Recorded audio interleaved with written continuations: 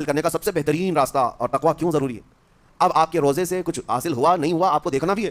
یہ نہیں کہ کیلنڈر کی طرح گنتے جاؤ, 1 ہو گیا, 2 ہو گئے, 3 ہو گئے, ہوتے جائیں گے. یہ دن تو چلتے رہتے ہیں, گنتے گنتے 20 بھی ہو جائیں گے, 25 بھی ہو جائیں گے, 30 بھی ہو جائیں گے. روزے گننے کا حکم نہیں, اپنے آپ کو سرچ کرو پھر تھوڑی سی ورزش کرنے کے بعد بندہ ویٹ تول کر کے دیکھتا ہے کم ہوا گھٹا کہ بڑا, ہر دن دیکھتا رہتا ہے.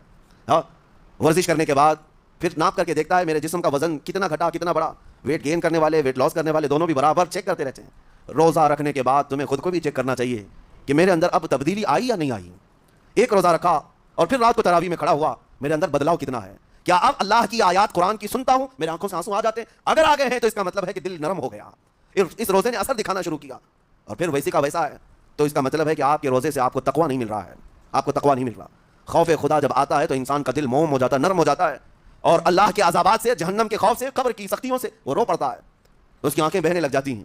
اور جب دل سخت ہوتا ہے پتھر کی طرح تو اسے نہ اللہ کی آیتیں رلاتی ہیں نہ آخرت کا تصور اسے ہلاتا ہے. اسی لیے قیامت کے دن کے بارے میں آپ کو بتاؤں, نبی پاک صلی اللہ تعالیٰ علیہ وسلم کی امت کی طرف جہنم کی آگ شعلے لپکاتے ہوئے بڑھتی آ رہی ہوگی بہت تیزی سے. قریب ہے کہ وہ جہنم کی آگ سب کو اپنے لپیٹ میں لے لیں. وہاں کھڑے ہوئے بہت سارے لوگ اپنے اپنے اعمال کا صدقہ پیش کرنے لگے. حاجی اپنے حج پیش کر رہے ہیں, نمازی اپنے نماز, روزے دار اپنے روزے. کہ جہنم ہماری یہ نیکیوں کا صدقہ رک جا. جہنم کی آگ بڑھتی چلی آئی, بڑھ رہی تھی. جبرائیل امین علیہ الصلوۃ والتسلیم حاضر ہوتے ہیں بارگاہ مصطفیٰ صلی اللہ علیہ وسلم میں. ایک پانی کا پیالہ انہوں نے پیش کیا اور کہا یا رسول اللہ صلی اللہ علیہ وسلم یہ پانی آپ اس آگ پر چھڑک دیں. نبی پاک صلی اللہ تعالیٰ علیہ وسلم نے وہ پانی اس آگ کی طرف پھینکا تو آگ دور چلی گئی, جو جہنم کی آگ اچانک بجھ گئی, کافی دور چلی گئی, جو امت کی طرف لپک رہی.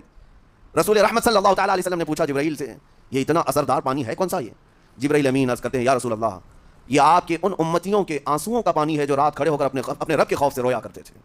وہ اللہ کے خوف سے تھرتھراتے تھے, ڈر کر کے ان کی آنکھوں سے جو آنسو آتے. جبرائیل امین کہتے ہیں میں نے وہ آنسو جمع کر رکھے تھے اور وہ آج میں نے آپ کے سامنے پیش کیا. ایک آنسو کا قطرہ جہنم کی آگ بجھانے کے لیے کافی ہے. موتی سمجھ کے شان کریمی نے چن لیے قطرے جو گرے تھے عرق انفعال کے. عزیزان گرامی وقار, یہی وہ تقویٰ ہے, یہی وہ خوف خدا ہے جس کے متعلق اللہ قرآن میں فرماتا ہے لعلکم تتقون, تاکہ تمہیں تقویٰ مل جائے. اسی لیے روزے رکھے گئے, روزے فرض کیے گئے. تمہارا دل اگر سخت کا سخت ہی رہ گیا تو روزے اثر نہیں کر رہے ہیں, روزے اثر نہیں کر رہے. اور ظاہر سی بات ہے کاموں میں برکت نیت سے ہوتی ہے, کسی بھی عمل میں برکت اچھی نیت سے ہوتی ہے.